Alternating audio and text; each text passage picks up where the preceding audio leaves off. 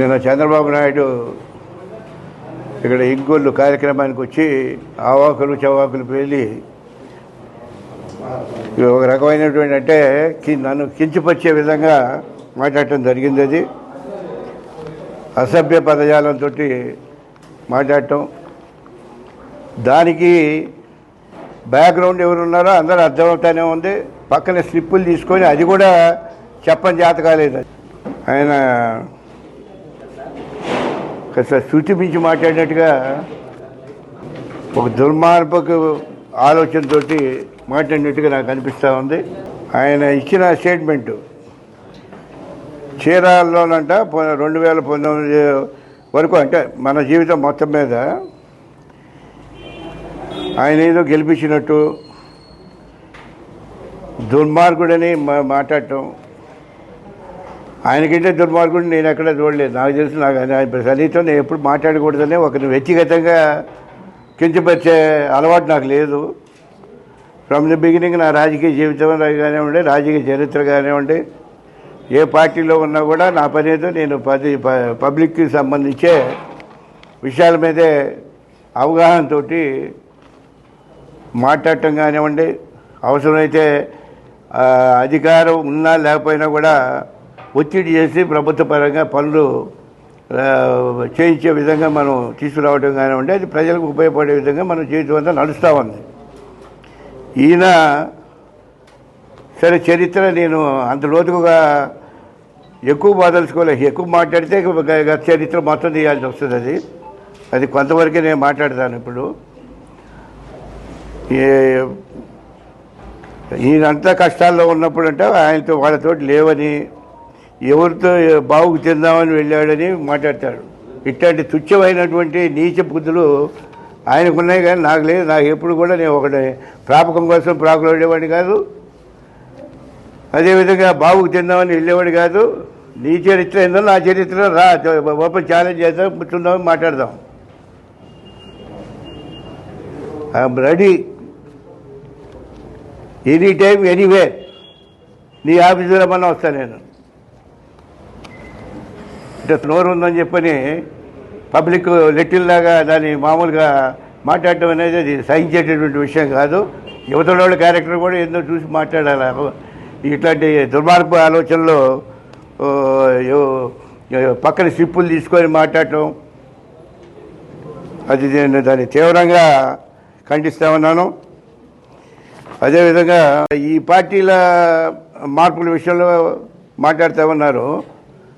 మీకు సిగ్గు ఎగ్గు లేకుండా 23 మంది ఎమ్మెల్యేలని అప్పుడు ఆ రోజున వైకాపా నుంచి తీసుకొచ్చారే, అప్పుడే మేము అబ్జెక్షన్ పెట్టాం. దీంట్లో కొంతమంది దేనికోసం ఆశించి వచ్చారో, పార్టీ క్యాడర్ అప్పుడు తెలుగుదేశం పార్టీకి ఏ విధంగా నష్టం జరుగుతుందో కూడా నేను స్పష్టంగా చెప్పడం జరిగింది. అది ముఖాముఖిగా మనం మాట్లాడుకున్నాం. మాకేదో నచ్చ చెప్పడానికి ప్రయత్నం చేసాము.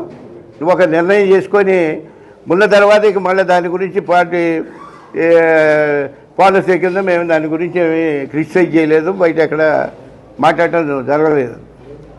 కానీ ఈ రోజున అట్లాంటి కుయుక్తులు పడిన వాళ్ళందరూ పక్కన వేసుకొని కూర్చోబెట్టుకొని మేమేదో పార్టీకి నష్టం చేసామన్నట్టు, మేమేదో దుర్మార్గంగా వెళ్ళిపోయినట్టు మాట్లాడటం అనేది అది సమంజసం కాదు. అది ఇప్పటికైనా ఎప్పుడైనా ఇంకా ఫర్దర్గా మాట్లాడితే మటుకు నేను I will not keep quiet. అదేవిధంగా నువ్వు చేస్తేనేమో సంసారం అంట, పక్క పార్టీ వాళ్ళు చేస్తేనేమో వ్యభిచారం అంట. సిగ్గుండాలి. మన నోటితో మాట్లాడేటప్పుడు 2 రకాలుగా మాట్లాడకూడదు, ఏదో ఒక స్టాండ్ తీసుకోండి. దాంట్లో కొంతమంది మంత్రులు ఇచ్చాడు. నువ్వు మమ్మల్ని గురించి మాట్లాడేది ఏంటి? నన్ను కదిలిష్టమే వాళ్ళ తప్పు, ప్రజలందరికీ తెలుసు, రాష్ట్రంలోనే తెలుసు, ఈ జిల్లాలో ముఖ్యంగా తెలుసు. ఇట్లాంటి తప్పుడు మాటలు మాట్లాడటం అనేది ఆ కుయుక్తుల్లో ఒక భాగం అని చెప్పని నేను అనుకుంటూ ఉన్నాను. ఏదైనా హద్దుల్లో ఒకటి మాట్లాడితే బాగుంటుంది. లేదు ఓపెన్ ఎక్కడైనా కూర్చొని మాట్లాడదామంటే ఓపెన్ ఫోరం, ఎక్కడ రమ్మని నేను అక్కడ ఏ పార్టీ ఆఫీసర్ రమ్మని నేను వస్తాను. ఎన్టీ రామారావు పెట్టిన పార్టీ, నీకు నాకేం సంబంధం లేదు. సరే ఏదో పరిస్థితుల ప్రభావంతో నీకు అధికారం వచ్చింది, మేము కాంగ్రెస్ ఎమ్మెల్యేలు అప్పుడు మేము ఎన్టీఆర్ సీఎం అయినప్పుడు ఆయన గాలిలో అందరం కొట్టుకుపోయాం. ఇప్పుడేదో స్వచ్ఛంగా వీళ్ళు దీంట్లో నుంచి వచ్చినట్టుగా మాట్లాడటం అనేది కనీసం కాస్త మాట్లాడేటప్పుడు ఇంగిత జ్ఞానంతో మాట్లాడటం మంచిదని చెప్పని ఈ సందర్భంగా నేను సూచన చేస్తూ ఉన్నాను. నిన్న జరిగిన విషయం మీద నేను మాట్లాడుతూ ఉన్నా. దానికి 2019లో చీరాల్లో ఎమ్మెల్యే టికెట్ అసలు నేను అడగలేదు.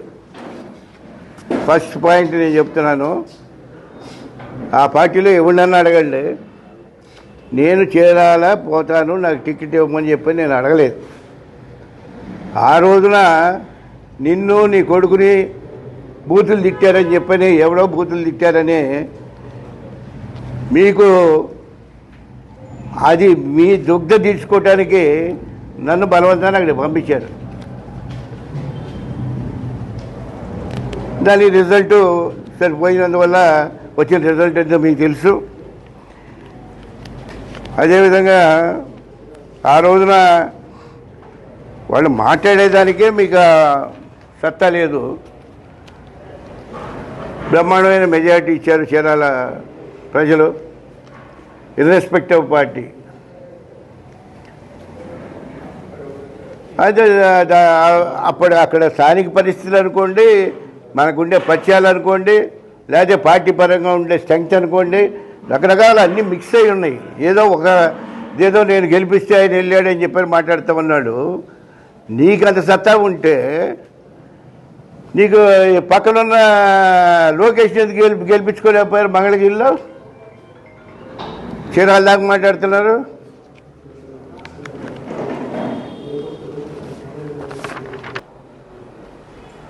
After all what are you? ఇప్పుడు ముఖ్యమంత్రి అయినంత మాత్రమే కొమ్ములు తిరిగిపోతాయా? మన గత జీవితానికి మర్చిపోతావా?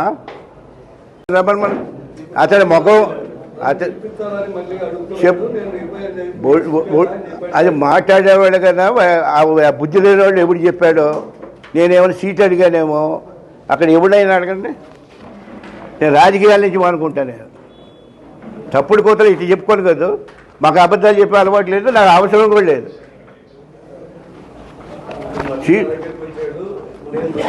అదే మళ్ళా మాట్లాడితే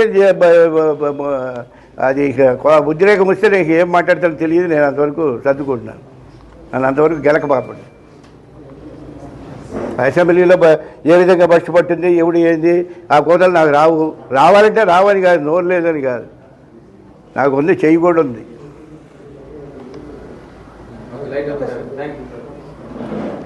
ఇప్పుడు దాన్ని సీట్ అనేది నేను అడగలేదు. వాడు ఆ తప్పుడుతనంగా ముందు ఫస్ట్ వాడు విత్డ్రా చేసుకోవాలి నేను అడిగాను అనేది మాట్లాడడానికి గెలిచిందాక. మేము అడిగితే అసలు ముఖం చూడలేదు, నేను మాట్లాడడం లేదు ఇంతవరకు. నేను బయటకు వచ్చిన తర్వాత అతనికి మాట్లాడటం కానీ, ఎక్కడైనా కలవటం కానీ, ఎక్కడైనా మ్యారేజ్ దగ్గర అటు ఇటు ఉన్నా కూడా మేము వెళ్ళిపోయేవాడిని. నేను ముందు చూసి వెళ్ళిపోయేవాడిని. అతను ముఖం నేను చూడలేదు, నన్ను చూసాడో లేదో నాకు తెలియదు. కానీ అట్లాంటి తప్పుడు కొత్తలు మటుకు పోయటం అంత మంచిది కాదు.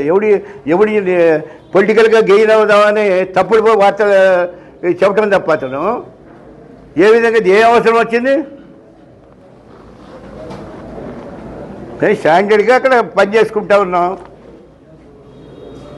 అది జగన్మోహన్ రెడ్డి గారు మాకున్నటువంటి అండర్స్టాండింగు. వెంకటేష్ని మా టీంలో పెట్టన్నా అని చెప్పి ఆయన చెప్పటం. బాస్ గారు మేమందరం కలిసి అప్పుడు వెంకటేశ్వరికి ఆయన బాధ్యతలు అప్పచెప్పడం జరిగింది. పార్టీ తరఫున ఆయన ఇన్ఛార్జి. ఇంకా సిగ్గు లేకుండా వీళ్ళకి అది మాట్లాడతారు. ఇంకా అది చాలా తీవ్రంగా ఖండిస్తున్నాను నేను ఆ విషయం మీద.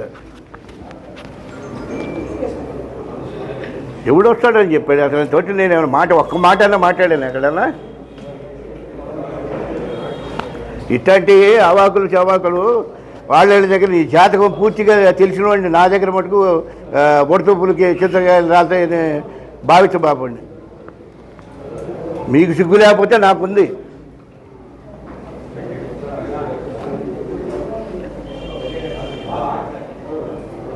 నేను ఆ రోజున చెప్పాను, నేను ఎందుకు నువ్వు మోడీని ఎందుకు అనవసరంగా దాన్ని నోరు పారేసుకోవటం, ఆయన భార్య ఎక్కడుంటే ఈయనకి ఎందుకే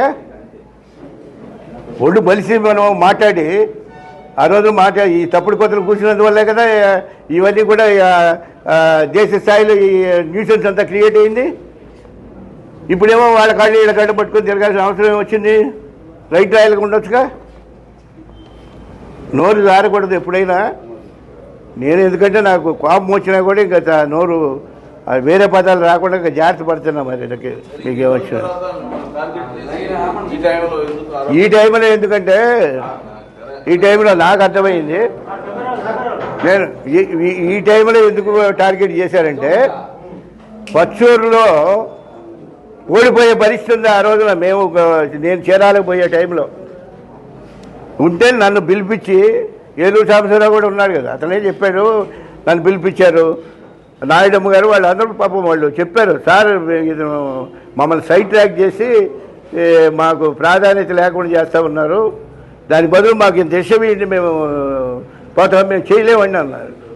ఇంకోటి వచ్చాడు, మా ఉరితాడు ఇవ్వండి, మేము ఊరేసుకొని పోవాల్సిందేను ఓటేయాలంటే. అట్లాంటి సిచ్యువేషన్ నుంచి నేను దాన్ని సామరస్యంగా లాక్కొచ్చి నేరలోకి బయటపడ్డాం. ఉన్నటువంటి అంతర్గతంగా ఉన్నటువంటి తగాదాలు ఆ దగ్గర అదే జరిగింది. మరి దమ్మేసుకో గుడి మీద చేసుకోమని చెప్పానంటే ఏ విధంగా గెలిచారో ఖండం బలాకృష్ణ చేయకుండా ఇవన్నీ వచ్చినాయా? నేను ఛాలెంజ్ చేస్తున్నాను మా క్యాడర్ కానీ వీళ్ళు కానీ, వాళ్ళందరూ విషయం తెలుసుగా. కూర్చొని కుతంత్రాలు పెట్టి స్లిప్పులు ఇచ్చి వాడెవడో నోటితోటి మాకు బాగిస్తున్న ఇది కాదు. దమ్ముంటే అన్నీ చూసుకున్నా స్ట్రైట్గా. ఆరోపణలు చేస్తే అంటే ఇక క్యాడరు ఏమవుతారు? రేపు వదిలి నేను యాక్టివ్గానే ఉన్నాం కదా, మనం ఒక డెసిషన్ తీసుకున్నాం, వెళ్ళిపోతున్నాం. వీళ్ళలో ఏదో కాస్త మన మీద తప్పులు నెపాలేదని చూపిస్తే క్యాడర్ వాళ్ళు ఏదైనా అటు ఇటు పోకుండా ఉంటారేమో అనేది అతని ఆలోచన అయి ఉండాలి. నాకు అనిపిస్తుంది అది. అందుకంటే ఏముంది.